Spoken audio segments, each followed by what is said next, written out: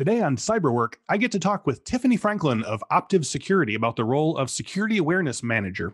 We talk about the importance of a C-suite buy-in to a security awareness program, how to create challenging phishing simulators without making employees feel like the victim of a gotcha attack, and how being a fifth grade math teacher can make you a better security awareness manager. That's all today on Cyberwork. Also, mark your calendars because Cyberwork is going live on the internet, of course. Our first ever Cyberwork Live episode is happening on Thursday, March 25th at 11 a.m. Central Standard Time.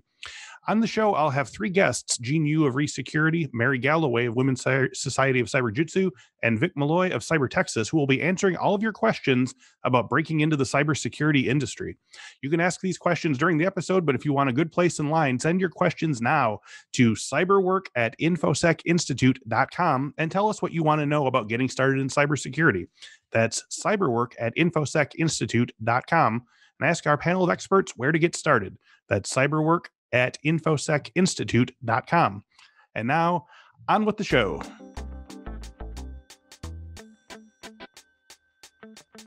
Welcome to this week's episode of the Cyberwork with Infosec podcast. Each week, we talk with a different industry thought leader about cybersecurity trends, the way those trends are affecting the work of Infosec professionals, and offer tips for breaking in or moving up the ladder in the cybersecurity industry. Tiffany Franklin has over 13 years experience as a learning and development professional and is currently manager of cybersecurity education at Optiv. Tiffany and her team developed solutions that address unique challenges of global organizations facing a wide array of cybersecurity risks, including security awareness training program courses, simulated phishing attacks, and training reinforcement materials. She has a background in education and has a master's in industrial design and technology. So in today's episode, we're going to talk specifically about security awareness and more specifically about the job role of a security awareness manager and the skills that you need to have one, to be one rather. Tiffany, thank you for being here today. Well, thank you, Chris. I'd like to start with the usual origin story question here. How did you get interested in cybersecurity? Like you said, you started out in an education track before moving over to the security field. What brought about the career change? Yeah, so you may have seen when you looked at my profile, came from middle school math, right? Which is quite the leap, if you will. Yeah, I suppose so.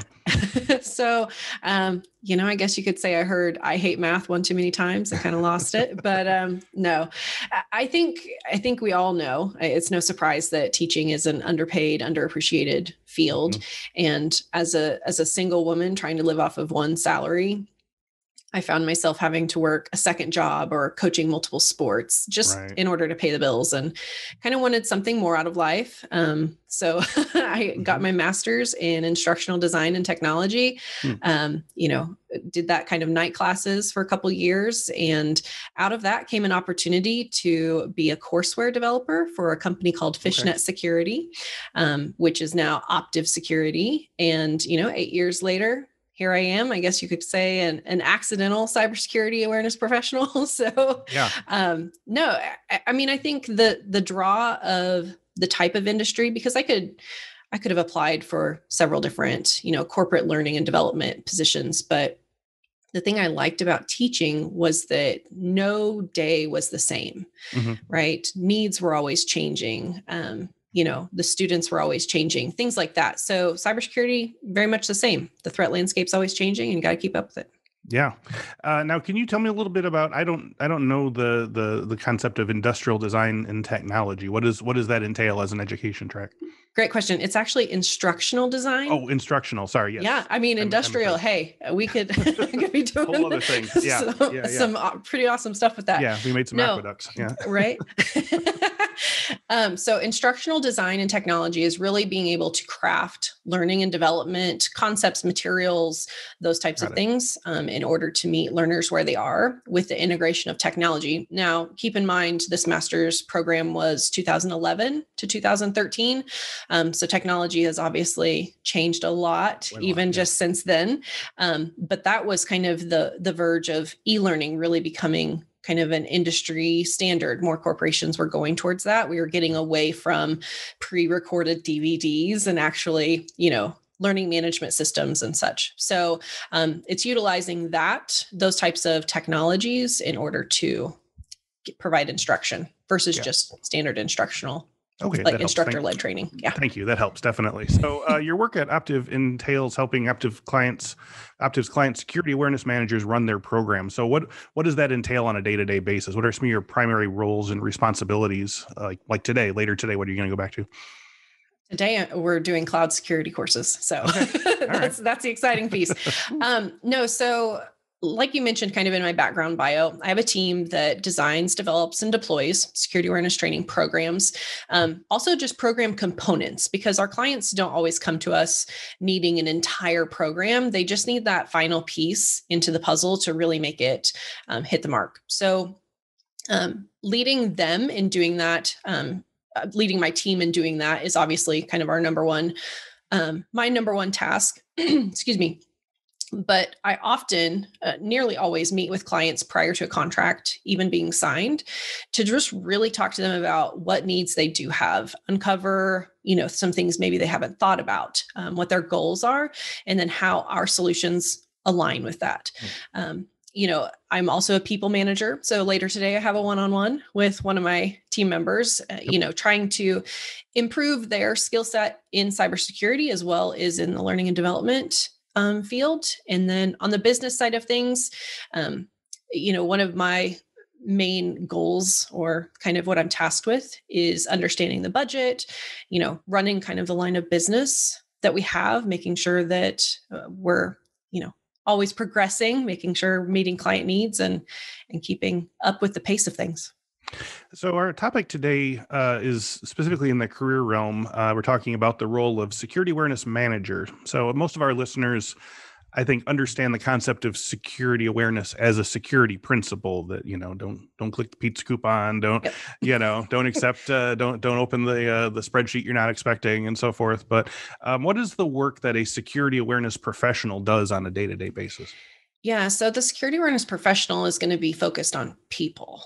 Right. Mm-hmm. A lot of the individuals that I work with here at Optiv are focused on, the technology and making sure we're keeping environments safe and secure. But we're really focusing, the security awareness managers that I work with and my team, we're focusing on the individuals themselves, and kind of making sure that the organization isn't only relying on that technology. Unfortunately, cybersecurity is not taught like reading, writing, and arithmetic, Mm-hmm. as we would hope it was. So, you just mentioned that don't click on the pizza coupon, don't click on the Excel doc, right? Mm-hmm. Not everybody knows that. Right. And that's the thing that I have to keep reminding our security awareness managers that we work with, is that we can't take for granted what we know that other people don't, right? It's our job to bridge that gap between the knowledge that the security team, the IT team, that they have, to the end users. I think the other thing that security awareness managers do most days, is working with other facets of the organization. So Mm-hmm. you have your stakeholder, your CISO, CIO, security VP that owns the program, and they're often the budget owner, and they have an idea of what they want their program to look like. But then your HR department or your learning and development team is the one that kind of rolls out the training, right? So you're working with them. They may even own the calendar of training initiatives. So you might have to be the go-between between them. You've also got your marketing department that probably controls internal communications. So if you're sending out things to your end users, you're going to have to be working with them. IT and security, they're going to have most of the data that you're going to be analyzing to make sure that your program is going in the direction that you want.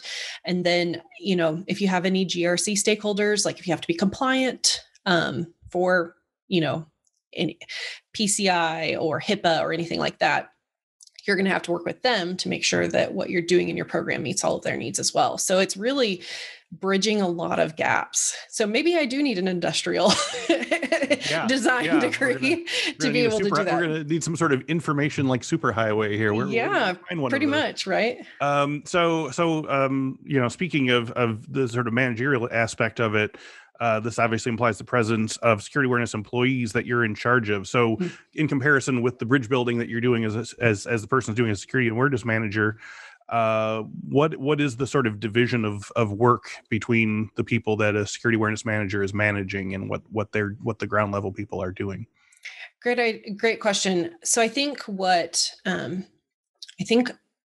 I do kind of as my role at Optiv is a little bit different than the average security awareness manager, but I think it's important to talk about both, right? So my team, I have content developers, multimedia specialists and such. A regular security awareness manager may have one person, or they may actually have to go out and find that content, right? So I have that team that develops that. Platform managers. So for me, I have a team that manages a learning management system, an LMS, as well as simulated phishing. In an organization, that person may reside on another team. Now they're an extension of your team, right? Because you have to work with them to get content rolled out, make sure people are taking it, make sure the communications are there, time frame that you need, all of that kind of stuff. Same thing with simulated phishing. As the awareness manager, you may run that, but it also may be a function of IT, and you work with them to deploy that. I mentioned earlier about working with different people within Optiv, some of those different lines of business. When you are a security awareness manager and you may need some subject matter expertise outside of your group, a lot of our clients have program managers or project managers that do that outreach. Smaller organizations, the awareness manager does that themselves, but when you get into the Fortune 500, they have project managers that are doing that for them. So there's lots of different roles within a security awareness team. But that manager is the one kind of bringing the cohesion to all of it, making sure the consistency is there, that you're meeting the needs and you're listening to feedback, but making sure that, you're still on the right course, making sure the ship is still moving forward. Nice. Now, what are some skills that people who want to work in the field of security awareness need to succeed? Can you give me some soft skills or technical skills that people should be adding to their tool set to do this job well? Yeah. I think there's skills and tool sets, but I also think there's some characteristics that people that we work with, as well as the people that are on my team, they're very inquisitive in nature. If you're not a lifelong learner, this is not the role for you, right? Okay. Data driven. So making sure that you understand that just constructive feedback or just, feedback from end users is not what's going to drive your program forward. You really have to have that hard data. That's where my math background comes in. I love me a spreadsheet or two. So helping people with that. I also think some other soft skills, or I guess other characteristics. A big one for me is navigating ambiguity. And what I mean by that, it's one of our core values here at Optiv, but like 2020 was very ambiguous. Things were rapidly changing, right? And a security awareness manager has to be able to navigate that, right? Modify the program as they go.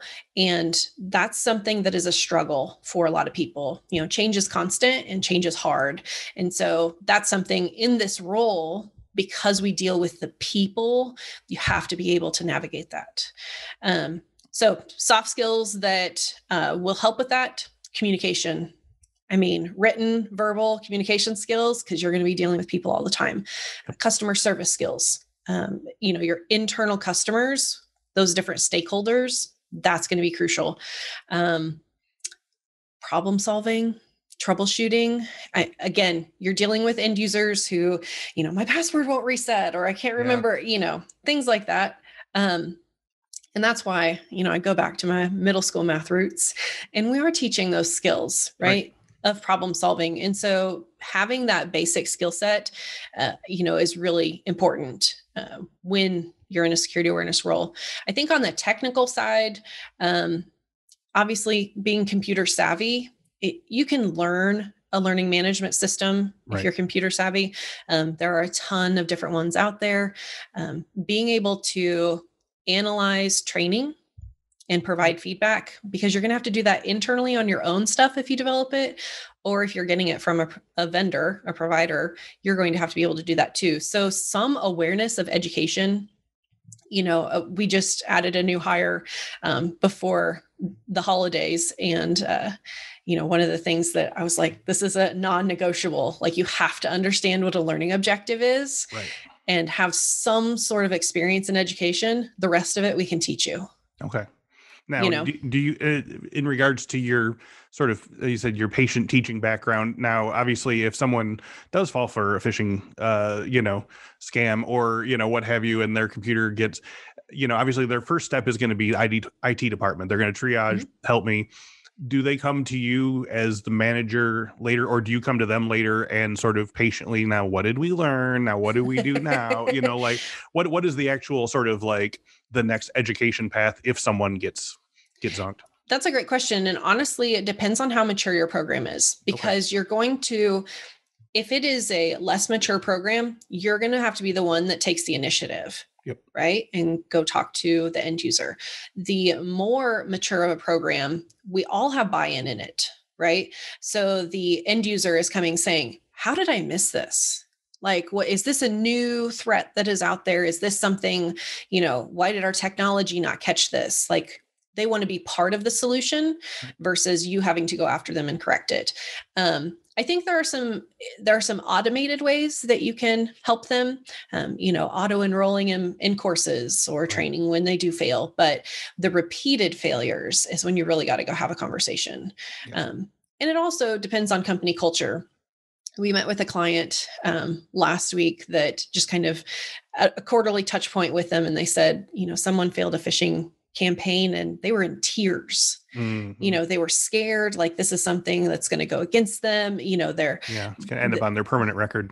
Yeah. And so making sure that you have the right culture around your security awareness program, making sure that we are inclusive, we're trying to make everyone better, because what happens when they're at home and there's no IT team and you click on that phishing email? Like there's value that we're bringing as security awareness managers to them as humans, not just as employees of our organization.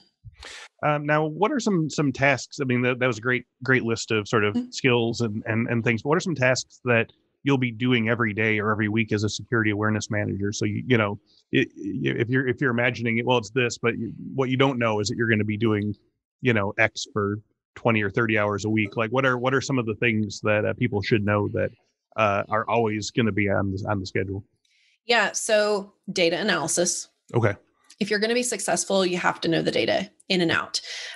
You're likely going to have KPIs, key performance indicators for your program, and you always want to be measuring against that. So where do we need more effort? Where is a gap that I need to fill with some sort of training, whether it be formal, informal, maybe just some reinforcement, maybe it's a conversation, right? Like you just mentioned, in order to fill that gap. So making sure that you know your data inside and out, I think is something that you don't anticipate, or as a security awareness manager, is really having that tie there. Okay. What are some, you've just said some of the aspects of the job you like, but what are some of the aspects of the job you like the most? And what are some things that sort of keep you up at night or cause you to worry on Sunday night or what have you? Gotcha. Lots of things cause me to worry on Sunday night. Yeah. No. Sunday's a night, isn't it? Yeah. Right. It's a real moment. So a couple of things I really like, being creative. So I love having a creative outlet, and because there are very unique issues with different organizations, with different individuals, with different groups within an organization, like you have to be creative in coming up with solutions to make them cyber aware, to change their behavior in a way that meets them. Right. Okay. So if we think about like just a general organization, they have a sales team, they have a front office team. Yep. The way you're going to reach both of those in a meaningful way is going to be very different. And so having the opportunity to be creative and figure out how you're going to do that is something that I like. I'm also very data driven. I'm task oriented. Like that's the kind of stuff I like. So that's something that I enjoy. But what keeps me up at night on Sunday night, despite what a lot of the people that are listening to this podcast and what you and I know as cyber professionals, is that cybersecurity is very important. And unfortunately, sometimes we don't have the executive buy-in. Some of the managers I work with don't have the executive buy-in or budget to do much more than check the box. And it's really hard for me to understand that. Yes. You know, kind of when things happen in the industry, like the solar winds and those things, it's like, the water company in Florida getting hacked, like that kind of stuff. I'm like, come on. You feel like there'd be enough of these stories coming through where people would finally go, oh, this is a real thing, but there's still a lot of rubber stamping in your view. There is. And I think also arm wrestling for priority. Yeah. Right. So, you have, if we talk just learning and development, right, you have your annual anti-harassment, you have your annual, other compliance courses, you have, teaching managers, you have teaching, new hires, all of these things. And it's like, what piece of the pie does cybersecurity get? Are we going to arm wrestle over the last eighth of the pie, or, are we only going to get a 16th of it? So I think part of it is part of what keeps me up is, how do I better arm security awareness managers with information that will help them get that executive buy-in, that will help them get that budget, because we do have, organizations that have recognized the value in it and they have amazing programs. And then we have others where the manager is like, help me grow this to something that is meaningful. Like, I have to have that. So I would say that's probably what keeps me up at night. Yeah, no. And that's not nothing. That's not like, oh, I don't want to get up early or whatever. Like, it's like, that's at the core of what you're doing, because if you're not getting the buy-in from the top, like it's a lot harder to sort of do the optimal best messaging. Well, and I think one of the other things like that's very prominent right now, obviously COVID, and has been for a while. And there are organizations that will not send out COVID related phishing emails, right? Because it is too sensitive. And while I completely understand that, my question to them back is, then what are you doing to educate people around this topic and the risks, right? Because there has to be value there. I think sometimes I almost care too much about the people, like as humans, right? Versus just as employees and how secure the network is. But I think that's the thing that really bugs me. Well, let me jump a few questions forward, because I was going to ask about your thoughts on the GoDaddy holiday bonus phishing event, and you're basically speaking to that with regard to COVID. Like, can we sort of talk a little more about the ethics of appealing, this radically to a person's fear or excitement to keep them cyber secure? So what it sounds like you're saying is, like, if you're not going to go that far, at least have another form of education in place. But I'd love to hear your thoughts more on that as well. Yeah, that was kind of a hot topic amongst a lot of our clients when that did happen. So I think there's a couple things that we have to talk about. Number one is the different culture of the organizations that we work with. And I kind of just touched on that a little bit, where, in some instances, the awareness manager has the autonomy to select, create, whatever, the content and the phishing emails that go out. In others, they have to have HR approval, legal approval, executive leadership team approval before anything can go out.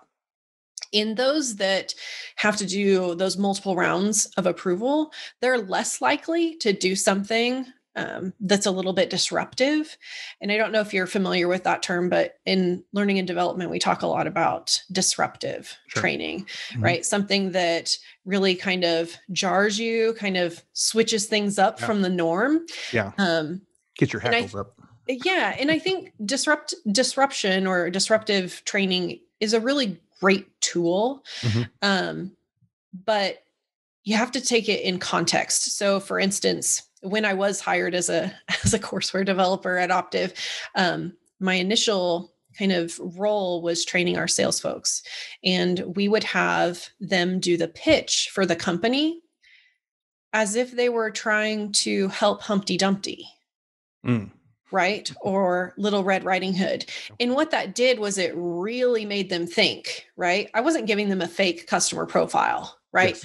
I was making them bridge a gap, something that's, memorable, something that's meaningful, but it's disruptive. And there's value in that, because I still have, some of those sales folks today that'll come back and be like, yeah, well, had a couple Humpty Dumptys, like things like that. And Yeah. I think there is value in that, but we can't be insensitive. Right. Right. So, and one of the things that you always want, and we touched on a little bit earlier, is that the security awareness program needs to be a collective buy-in from everyone. And when you're insensitive, you don't get that buy-in. Yeah. Yeah. Right? There's sort of a hostility there. Like, oh, they're constantly screwing with me. Yeah. We want to avoid the gotcha, right? Like that's not the purpose. Yes. We even tell our customers, make sure your employees know that we're doing phishing simulations. Right. Tell them. Yeah. Because this is something that is happening all the time. And when you get your results, communicate the results, and then set the bar a little bit higher for the next one, right? And we're collectively working towards that. And I think that's something that oftentimes we get a little bit of tunnel vision as awareness managers, and we need the outside input from various groups, whether it be a pilot group or, a steering committee that is part of your, kind of one of those connectors that you have within the organization can really help you be effectively disruptive without it being harmful to the program.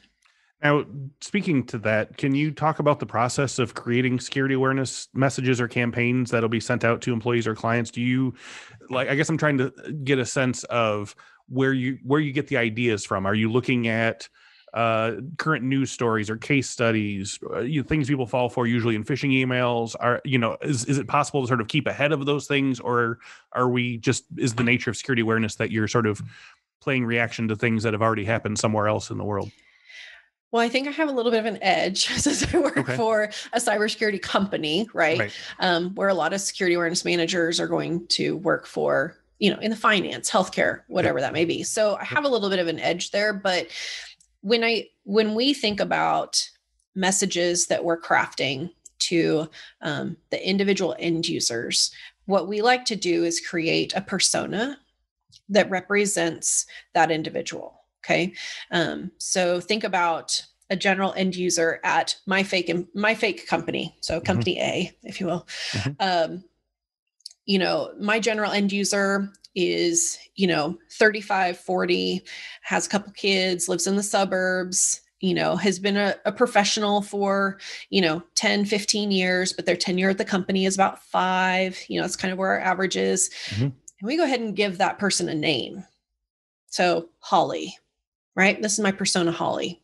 And when I'm creating those messages, okay, what do I want Holly to go do after she reads this message?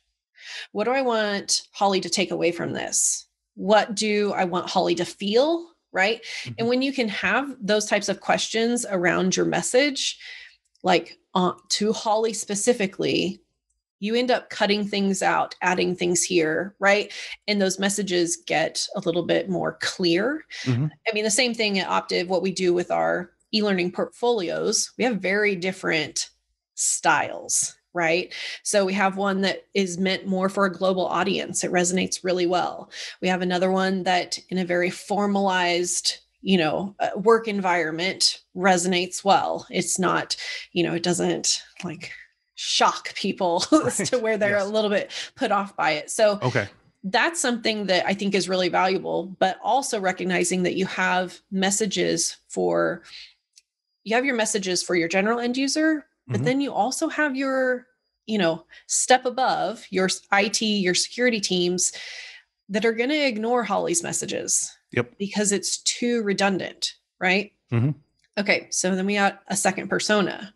So we've got our Rudies of the world, right? So Rudy is, a SOC analyst for you, or, a security architect who, has his head down doing his job. Like, what are things that are going to pique Rudy's interest? Right? What is Rudy motivated by?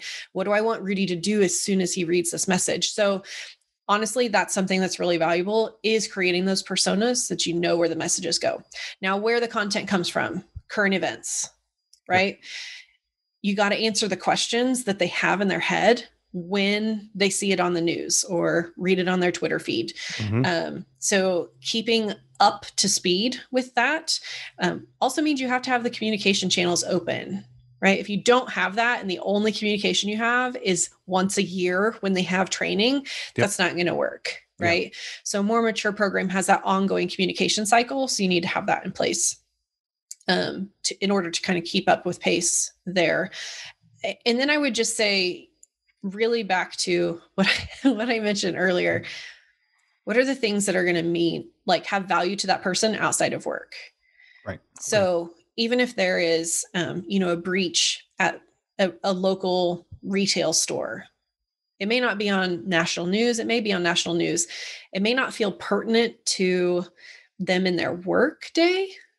Doesn't mean it's not important, because if you can show them value of what you and your team are doing outside of just their annual training, they're more apt to listen to you. They're more apt to come to you during those times.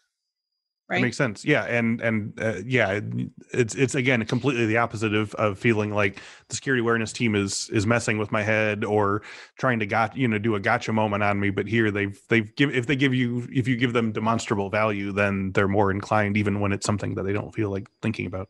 Yeah. I love it. So this might be a little out of your purview, but I want to sort of talk about where the balance falls in preparing employees to be security savvy versus implementing sort of end user security tech to be used as a secondary line of defense. So, like, in your mind, what is sort of like the optimal sort of combination of tech and security savvy, and like where are groups falling down on that sort of balance at the moment? Yeah. Wow. So this brings up a conversation that I recently had. Okay. So I picked up my husband from the airport yesterday. The end of last week, I sent him down to Houston, where my father-in-law lives, because he had a pipe burst in that whole winter storm. Oh, right? God, yeah. And unfortunately, and my husband's originally from there. Down south. And he got a number of phone calls last week, because my husband is a plumber by trade. I guess that's an important fact that I left out. A number of calls. How do I turn my water off? There's water running everywhere. What do I do? What do I do? Right? If you think about the plumbing in your house as the security technology, you as an end user have to know how to turn the water off. Yes. We have to be arming our people with those basics so that when the power goes out, when, the technology fails, when there's something unprecedented that, the technology is not prepared for, like snowstorms in Houston, right? Yeah. Yeah. That they know what to do.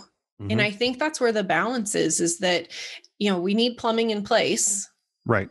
Right. That's got to be crucial. You can't have home life without the plumbing. I mean, you could technically, but not much of a life. Yeah. Yeah, there you go. But we have the cybersecurity professionals like my husband, right? That come in and can tweak that and fix it when it's broken. Yeah. But there's that gap, and we have to, as homeowners, as residents of these homes, be able to fill that gap. And so I think that's where your balance is what happens if it does fail. Do my people know what to do? Okay. Yeah. Yeah. Security awareness folks in the North know to have you trickle your sink for 24 hours a day until it's over. Insulate the pipes, unplug the hose, like all that kind of stuff. And, my husband posed the question to me. He was like, who's supposed to teach these people this? Yeah. Yeah. It's unprecedented, like you said. And so in our organizations, who's supposed to teach them, not to give information over the phone? Who's supposed to teach them not to post that the card reader's broken at work on their social media? Who's supposed to do all of that? And that's our job. Okay. Love it.